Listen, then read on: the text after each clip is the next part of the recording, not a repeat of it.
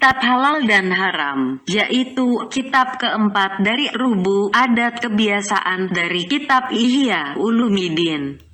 Dengan nama Allah yang Maha Pengasih lagi Maha Penyayang, segala pujian bagi Allah yang menjadikan insan dari tanah melekat dan kering. Kemudian, Ia menyusun bentuknya dalam bentuk yang amat baik dan dalam kesederhanaan yang amat sempurna. Kemudian Ia menyajikannya pada pemulaan kejadiannya dengan susu yang dibersihkan dari antara tai dan darah, susu yang bersih seperti air pancuran.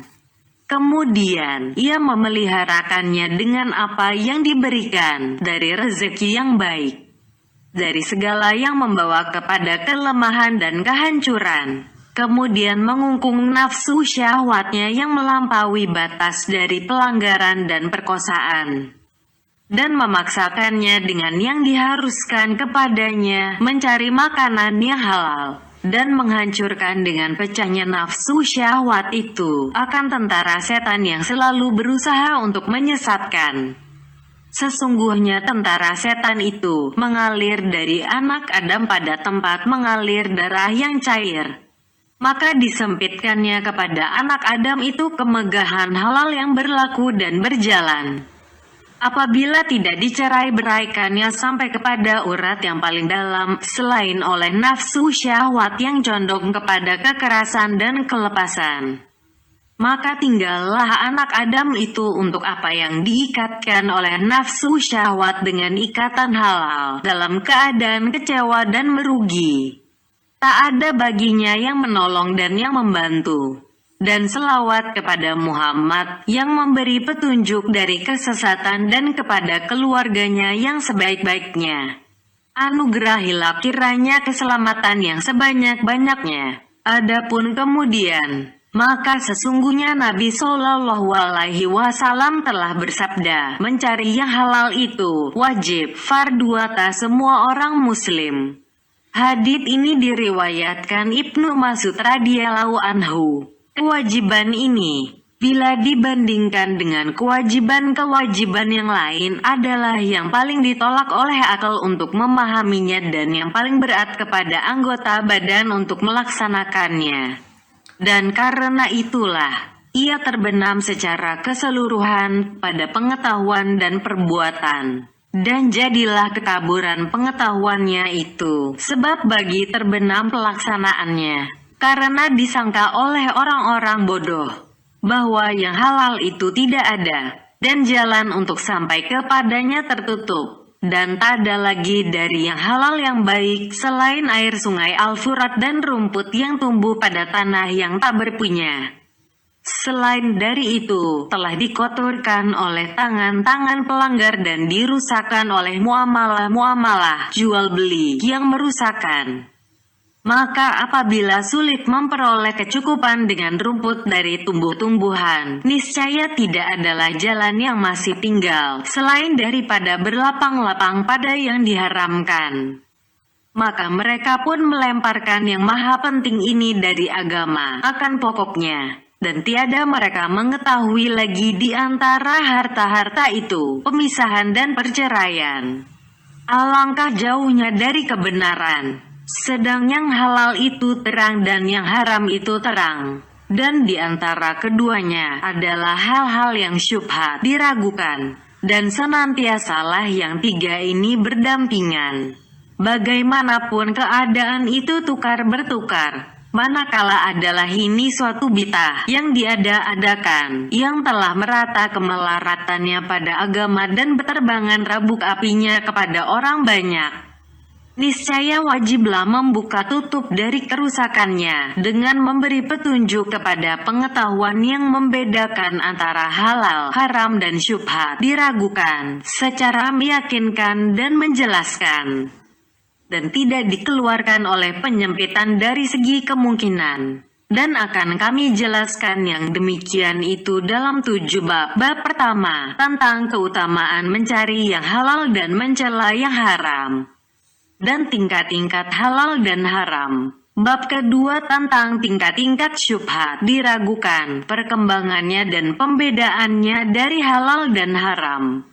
Bab ketiga, tentang pembahasan pertanyaan penuh perhatian, kelengahan dan tempat-tempat penyangkaan syubhat diragukan pada halal dan haram. Bab keempat, tentang cara keluarnya orang yang bertaubat dari kezaliman-kezaliman kehartaan. Bab kelima, tentang harta kurniaan dan pemberian sultan-sultan, apa yang halal dan yang haram daripadanya. Bab keenam, tentang masuk dan bercampur baur dengan sultan-sultan. Bab ketujuh, tentang persoalan-persoalan yang bercerai-berai. Bab pertama, tentang keutamaan yang halal dan pencelaan yang haram, dan penjelasan berbagai macam yang halal, tingkat-tingkatnya dan berbagai macam yang haram dan tingkat-tingkat penjagaan diri wara padanya. Keutamaan yang halal dan pencelaan yang haram. Allah Ta'ala berfirman, makanlah dari yang bagus-bagus dan kerjakanlah yang baik-baik. Surat 23 Al-Mu'minun ayat 51. Allah Ta'ala menyuruh makan dari yang bagus-bagus sebelum bekerja, dan dikatakan bahwa yang dimaksud ialah yang halal. Allah Ta'ala berfirman, dan janganlah kamu makan harta sesamamu dengan jalan yang batil, salah, yang tidak halal. Surat 2 Al-Baqarah ayat 188. Allah Ta'ala berfirman, sesungguhnya orang-orang yang memakan harta anak-anak yatim dengan cara zalim, sesungguhnya mereka akan memakan api sepenuh perutnya dan mereka akan masuk ke dalam api yang menyala. Surat 4 An-Nisa ayat 10. Allah Ta'ala berfirman, hai orang-orang yang beriman, bertakwalah kamu kepada Allah dan tinggalkanlah sisa-sisa riba, kalau kamu betul-betul orang yang beriman. Surat 2 Al-Baqarah ayat 278. Kemudian Allah Ta'ala berfirman, dan kalau kamu tidak melakukannya, ketahuilah ada peperangan dari Allah dan Rasul-Nya. Surat 2 Al-Baqarah ayat 279. Dan kemudian Allah Ta'ala menyambung, dan kalau kamu taubat kembali kepada aturan Allah, maka kamu berhak atas pokok uangmu. Surat 2 Al-Baqarah ayat 279. Kemudian Allah Ta'ala berfirman, dan siapa yang kembali pula mengerjakannya, mereka itulah isi neraka, mereka tetap di dalamnya. Surat 2 Al-Baqarah ayat 275. Allah Ta'ala menjadikan orang pemakan riba pada awal keadaannya dimaklumkan dengan memerangi Allah dan pada akhir keadaannya dibawa ke neraka. Ayat-ayat yang datang mengenai yang halal dan yang haram adalah tidak terhitung banyaknya. Ibnu Mas'ud radhiyallahu anhu meriwayatkan dari Nabi Shallallahu Alaihi Wasallam bahwa Nabi bersabda, mencari yang halal itu adalah wajib, fardu atas tiap-tiap orang Muslim. Tatkala Nabi Shallallahu Alaihi Wasallam bersabda, mencari ilmu itu adalah fardu atas tiap-tiap orang Muslim. Lalu sebahagian ulama berkata bahwa yang dimaksudkan dengan ilmu itu ialah ilmu mengenai yang halal dan yang haram dan dijadikannya maksud dari kedua hadits itu satu. Nabi Shallallahu Alaihi Wasallam bersabda, barang siapa berusaha untuk keluarganya dari harta yang halal, maka adalah ia seperti orang yang berjihad fisabilillah. Dan barang siapa mencari dunia yang halal dalam menjaga diri dari yang haram, niscaya adalah ia pada derajat orang-orang syahid. Nabi Shallallahu Alaihi Wasallam bersabda, barang siapa memakan yang halal 40 hari, niscaya dianugerahi Allah nur dalam hatinya dan dialirkan mata air hikmat dari hatinya kepada lidahnya. Dan pada suatu riwayat tersebut niscaya dianugerahi Allah padanya zuhud di dunia. Dan diriwayatkan bahwa saat meminta kepada Rasulullah Shallallahu Alaihi Wasallam supaya bermohon kepada Allah Ta'ala untuk menjadikan saat itu diterima doanya. Lalu Nabi Shallallahu Alaihi Wasallam menjawab, baguskan makananmu, niscaya diterima doamu.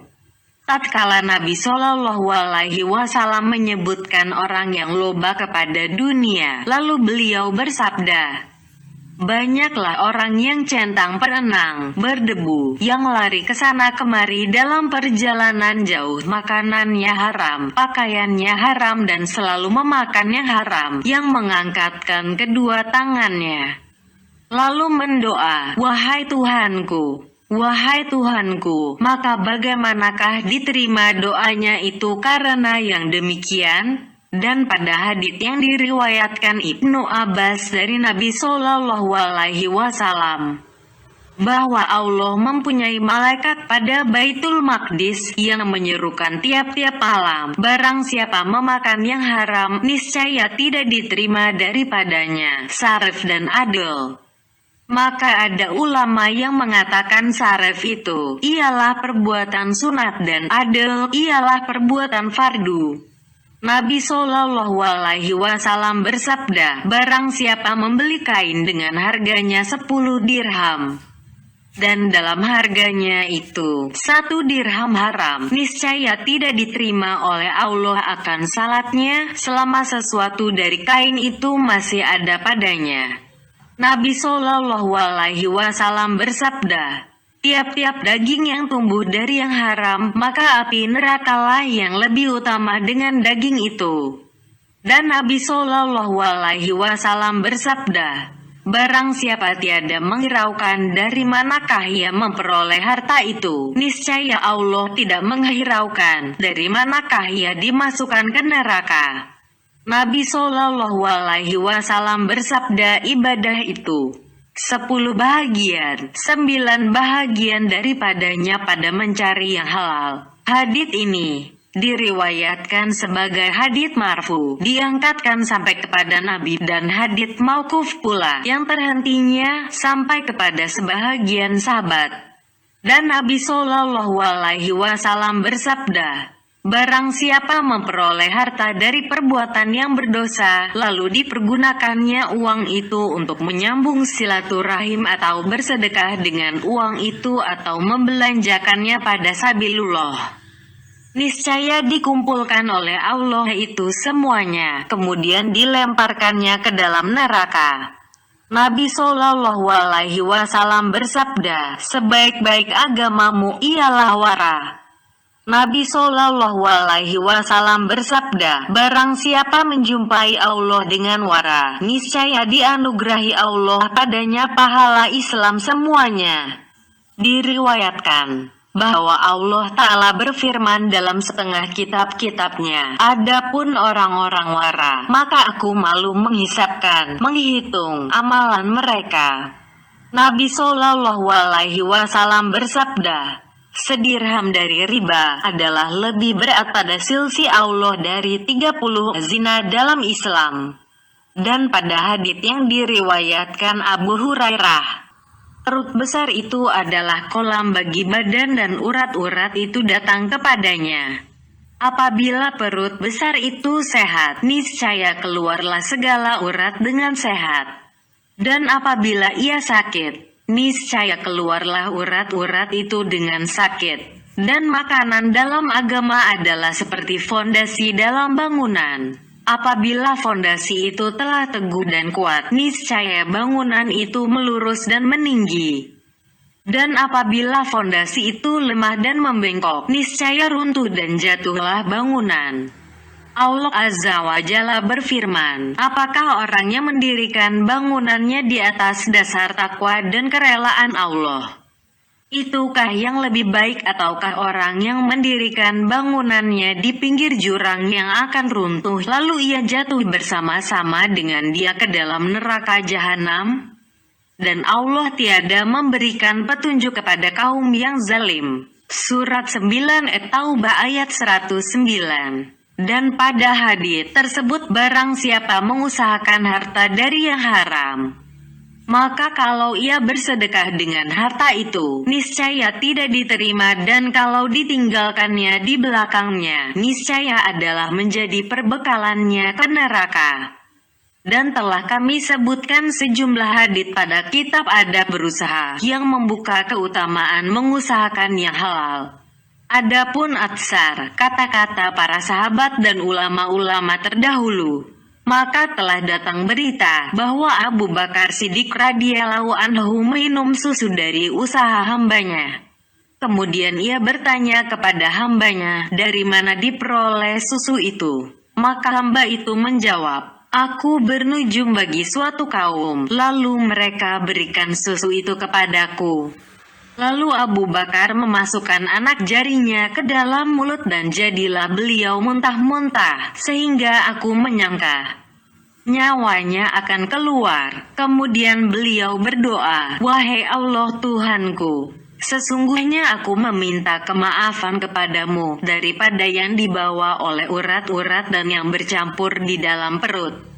Dan pada sebahagian hadits bahwa Nabi Shallallahu Alaihi Wasallam diberitahukan yang demikian. Lalu beliau bersabda, apakah tidak kamu ketahui bahwa Abu Bakar as-Siddiq tidak masuk ke dalam rongga tubuhnya melainkan yang baik? Begitu pula Umar radhiyallahu anhu minum dari susu unta zakat karena tersalah, maka beliau memasukkan anak jarinya dan memuntah.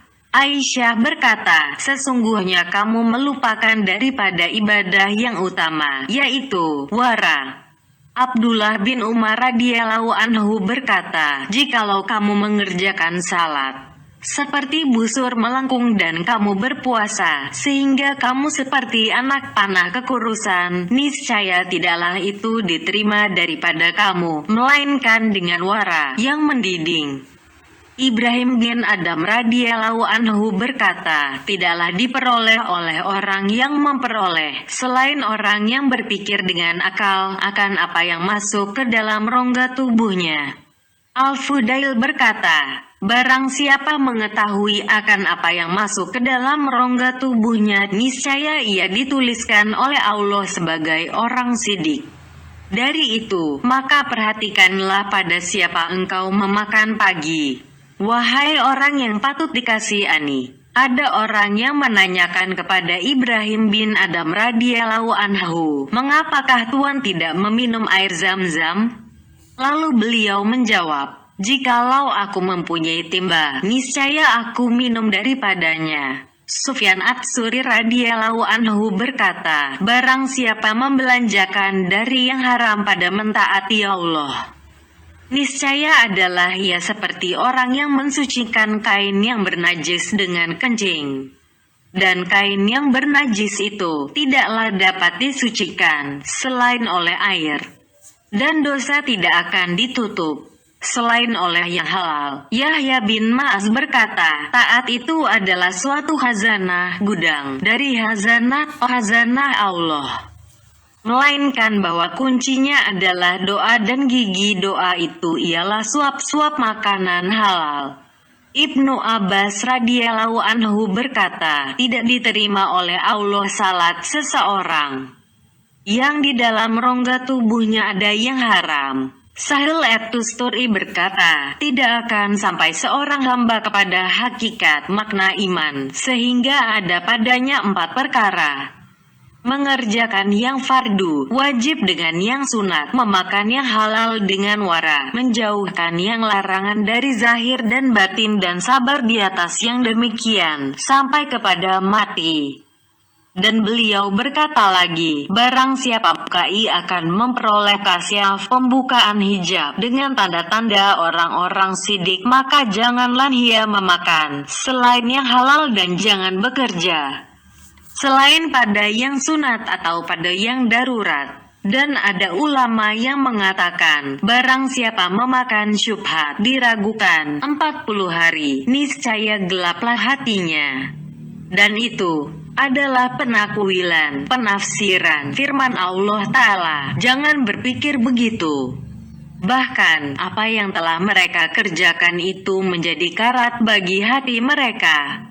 Surat 83 Al-Mutaffifin ayat 14.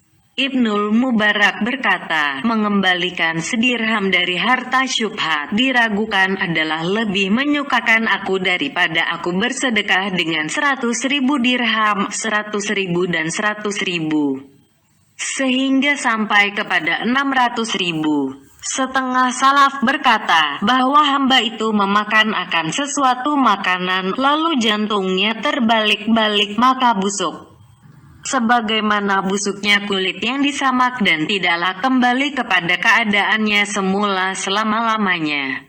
Sahal radhiyallahu anhu berkata, barang siapa memakan yang haram, niscaya durhakalah segala anggota tubuhnya. Ia mau atau ia enggan, ia tahu atau ia tidak tahu. Dan barang siapa makanannya itu halal, niscaya ia ditaati oleh segala anggota tubuhnya dan diberi taufik kepada kebajikan. Sebahagian salaf berkata, sesungguhnya suap pertama yang dimakan oleh hamba dari yang halal, maka diampunkan apa yang terdahulu dari dosanya. Dan barang siapa menegakkan dirinya pada tempat kehinaan pada mencari yang halal, niscaya berjatuhanlah segala dosanya daripadanya. Seperti berjatuhan daun kayu kering. Diriwayatkan pada beberapa atsar orang-orang terdahulu bahwa seorang juru nasihat mubaligh adalah apabila ia duduk di hadapan orang banyak lalu berkata, ulama itu menghilang daripadanya 3 perkara. Jikalau ia beriktikad keyakinan bid'ah yang diada-adakan, maka janganlah kamu duduk-duduk bersama dia karena ia berbicara dari lidah setan.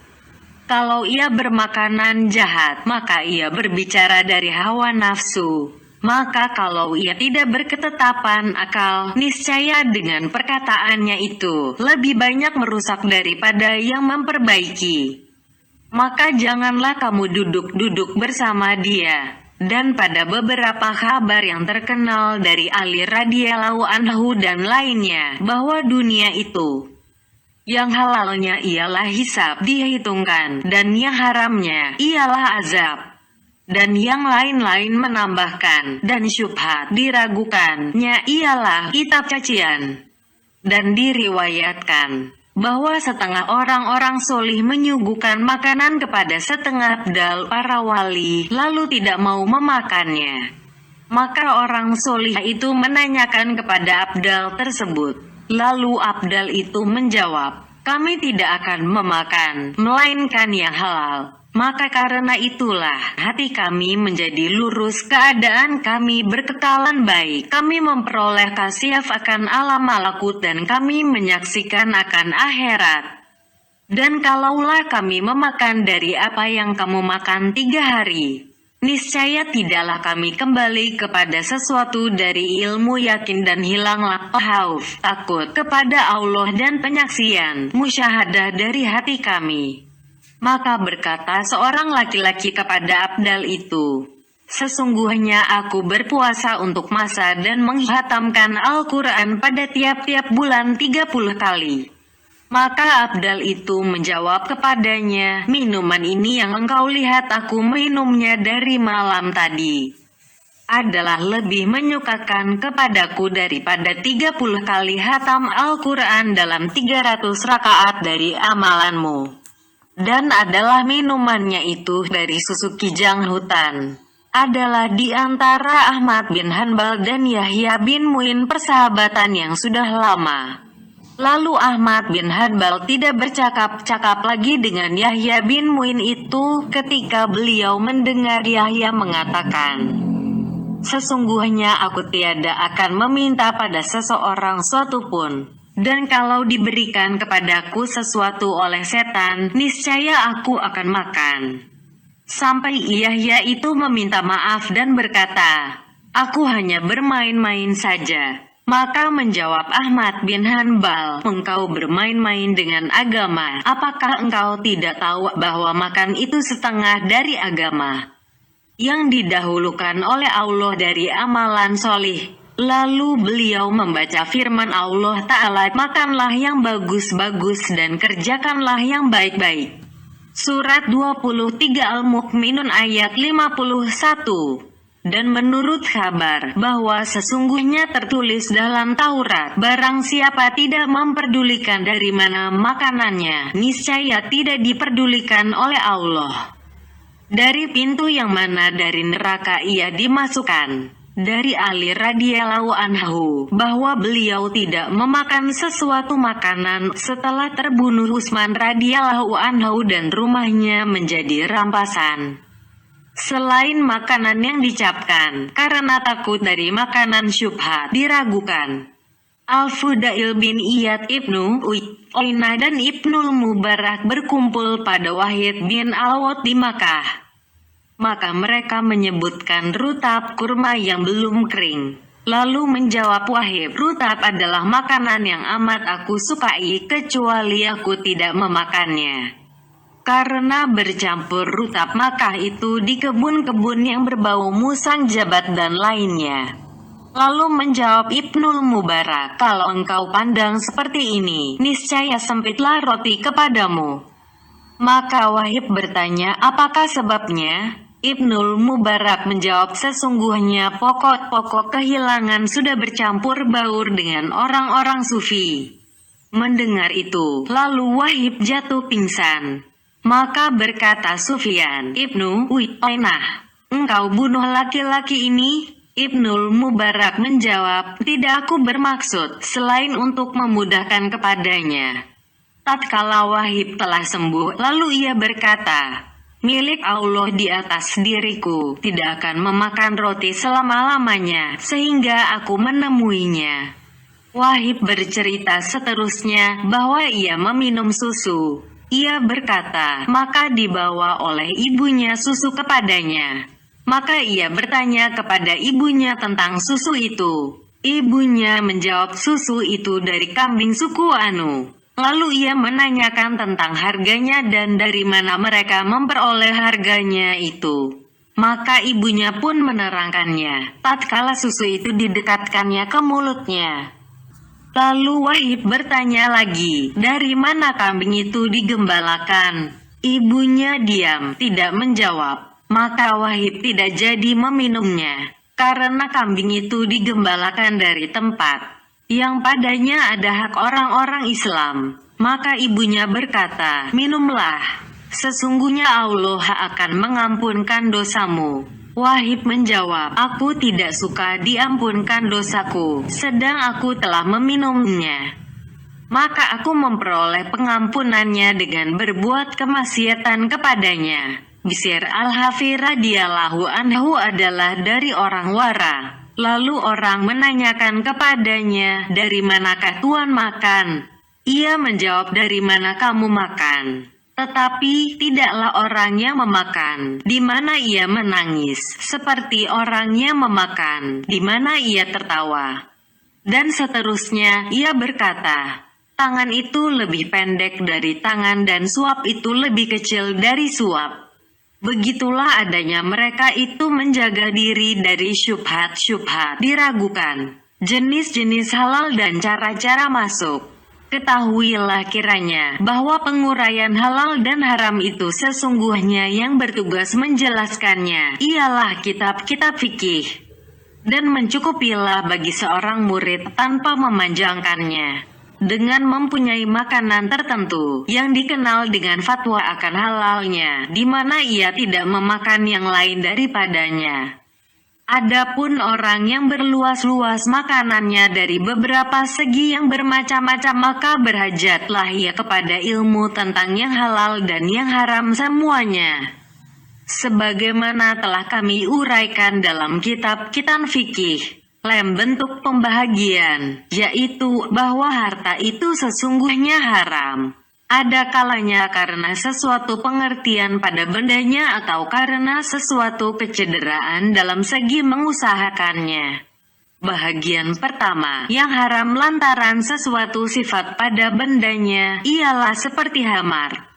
Babidel, penguraiannya, ialah bahwa segala benda yang dimakan di atas permukaan bumi ini, tidak melampaui dari 3 bahagian. Ada kalanya dari benda-benda tambangan seperti garam, tanah liat atau dari tumbuh-tumbuhan atau dari hewan-hewan. Adapun benda-benda tambangan, maka yaitu bahagian-bahagian dari bumi dan semua yang keluar daripadanya. Maka tidaklah haram memakannya. kecuali dari segi yang mendatangkan kemelaratan kepada yang memakannya. Pada sebahagiannya adalah apa yang berlaku pada racun dan roti. Kalau mendatangkan kemelaratan, niscaya haramlah memakannya. Dan tanah liat yang dibiasakan memakannya, niscaya tidak diharamkan, kecuali dari segi kemelaratannya. Dan faedahnya perkataan kami, bahwa dia itu tidak haram, sedang sesungguhnya tidak dimakan, adalah kalau terjatuh sedikit daripadanya ke dalam sayur atau makanan yang cair, niscaya tidaklah jadi dengan demikian itu makanan tadi diharamkan. Adapun tumbuh-tumbuhan, maka tidaklah diharamkan daripadanya kecuali yang menghilangkan akal atau menghilangkan hidup atau kesehatan. Yang menghilangkan akal ialah ganja, amardel yang memabukkan. Dan yang menghilangkan hidup ialah racun-racun. Dan yang menghilangkan kesehatan ialah obat-obatan pada bukan waktunya. Dan adalah semua ini kembali kepada kemelaratan. Selain dari hamar dan benda-benda yang memabukkan. Karena yang tidak memabukkan dari benda-benda yang memabukkan itu juga haram serta sedikitnya. Lantaran bendanya dan sifatnya. Yaitu kesangatan yang memainkan peranan. Adapun racun, apabila ia keluar dari adanya memberi kemelaratan, karena sedikitnya atau karena diramas dengan yang lain, maka tidak diharamkan. Adapun hewan, maka terbagi kepada yang dimakan dan kepada yang tidak dimakan. Dan penguraiannya adalah pada kitab makanan. Dan pandangan itu panjang tentang penguraiannya. Lebih-lebih tentang burung-burung yang ganjil, binatang darat dan laut. Dan yang halal memakannya, sesungguhnya halalnya itu adalah apabila disembelihkan menurut penyembelihan agama, di mana dijaga padanya syarat-syarat yang menyembelih, perkakas dan tempat penyembelihan. Dan semua itu tersebut pada kitab perburuan dan penyembelihan. Dan yang tidak disembelih menurut penyembelihan agama atau binatang itu mati, maka itu haram.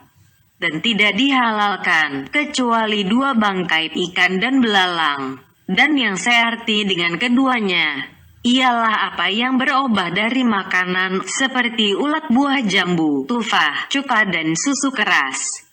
Karena menjaga daripadanya adalah tidak mungkin. Adapun apabila ulat buah jambu dan sebagainya tadi diasingkan dan dimakan, maka dalam hal ini hukumnya adalah seperti hukum lalat, lipas dan kala. Dan tiap-tiap yang tidak mempunyai darah yang mengalir, tidaklah sebab pada mengharamkannya, kecuali oleh kejijikan. Kalau tidak ada kejijikan, niscaya adalah tidak dimahruhkan. Kalau diperoleh orang yang tidak jijik kepada yang tersebut tadi, niscaya janganlah menoleh kepada kepribadiannya yang khusus. Karena yang tersebut itu dapat dihubungkan dengan yang keji-keji lantaran umumnya kejijikan itu. Maka dimakruhkanlah memakannya. Sebagaimana kalau dikumpulkannya air hingus dan diminumnya, niscaya makruhlah yang demikian itu. Dan tidaklah kemakruhannya itu karena kenajisannya, sebab yang solih. Binatang-binatang itu tidaklah bernajis dengan matinya. Karena Rasulullah Shallallahu Alaihi Wasallam menyuruh dengan membenamkan lalat ke dalam makanan, apabila ia jatuh ke dalamnya. Kadang-kadang makanan itu panas dan adalah itu yang menjadi sebab kematiannya. Dan kalau jatuhlah semut atau lalat ke dalam periuk, niscaya tidaklah wajib menuangkannya. Karena yang menjijikan ialah tubuhnya, apabila masih ada tubuhnya itu. Dan tidaklah tubuh itu bernajis, sehingga diharamkan disebabkan najis. Dan ini menunjukkan bahwa pengharamannya adalah karena kejijikan. Dan karena itulah kami mengatakan, jikalau jatuhlah satu bagian dari anak Adam yang telah meninggal ke dalam kuali, walaupun hanya seberat danik 1/6 dirham, niscaya haramlah semuanya. bukan karena najisnya. Karena menurut yang sahih bahwa anak Adam itu tidaklah menjadi najis dengan kematiannya, tetapi karena memakannya itu diharamkan lantaran penghormatan, tidak karena kejijikan. Adapun hewan yang dimakan apabila disembelih menurut syarat-syarat agama, maka tidaklah halal segala bagian-bagiannya, tetapi diharamkan daripadanya darah dan tahi dan semua yang dihukum dengan kenajisannya.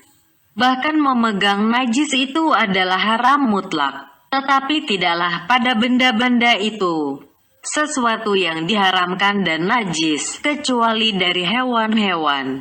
Adapun dari tumbuh-tumbuhan, maka yang memabukkan saja, tidak apa yang menghilangkan akal dan tidak memabukkan, seperti ganja. Karena kenajisan yang memabukkan adalah menebalkan pencegahan daripadanya, karena adanya pada tempat sangkaan penghiasan.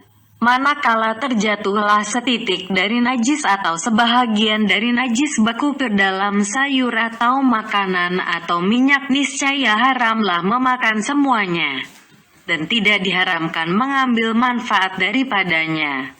Untuk bukan makan, maka bolehlah memasang lampu dengan minyak najis, dan demikian pula mencat kapal hewan-hewan del. Maka inilah kumpulan dari apa yang diharamkan, karena sesuatu sifat pada zat benda itu. Bahagian kedua, yang diharamkan karena kecederaan dari segi penetapan tangan, kekuasaan padanya. Pada bahagian kedua ini, meluaslah pemandangan. Maka kami katakan, memperoleh harta itu, ada kalanya dengan usaha si pemilik atau dengan tidak usahanya. Yang tidak dengan usahanya, seperti pusaka, dan yang dengan usahanya ada kalanya tidak dari seseorang pemilik, seperti memperoleh barang tambang atau ada dari seseorang pemilik. Dan yang diperoleh dari seseorang pemilik ada kalanya diambil secara paksaan atau secara sukarela.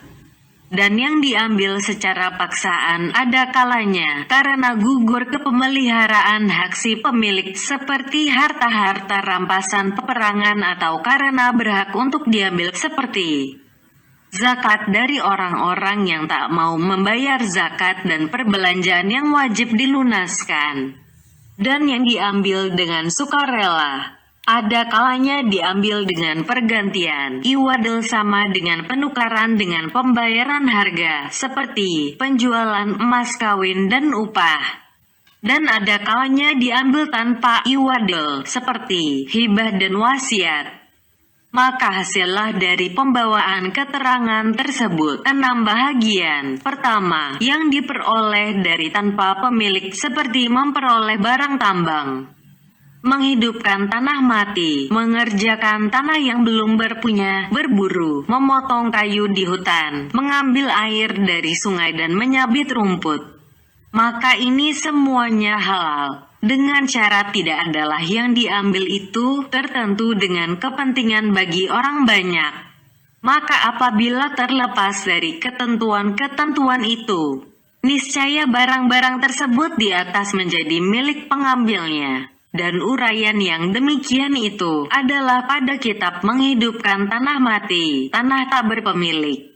Kedua, yang diambil dengan paksaan dari orang yang tidak dihormati lagi hak miliknya, yaitu pembayaran, perampasan dan harta-harta lainnya dari orang-orang kafir dan orang-orang yang memerangi kaum muslimin.